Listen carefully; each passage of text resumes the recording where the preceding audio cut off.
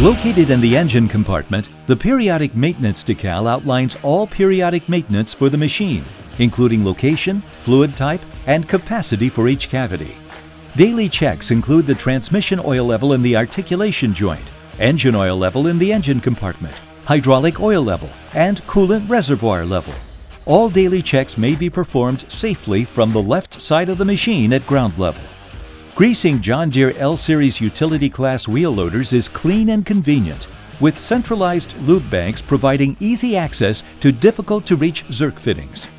The Quad Cool system offers cooling on demand, which reduces engine load and fuel usage compared to belt-driven systems.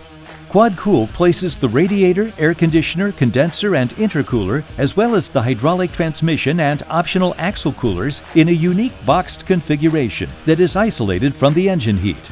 With full swing outdoors and fan, Quad Cool provides visual inspection points on all sides of each cooler, should they require cleaning. Quad Cool monitors all of the machine's vital fluid temperatures and adjusts the fan speed accordingly. Should a problem occur with one of the monitored systems, the fan will default to the highest operating speed to protect the system against overheating. When equipped with an optional reversing fan, the machine can be configured to automatically reverse the fan to full power. The wiper washer bottle is located on the left side of the machine at ground level. Fueling and DEF fill are located at the rear of the machine. To prolong the life of the emission control system, determine that the DEF fill area is clear of any debris that may contaminate the system when filling. Battery disconnect is located under the right-hand platform.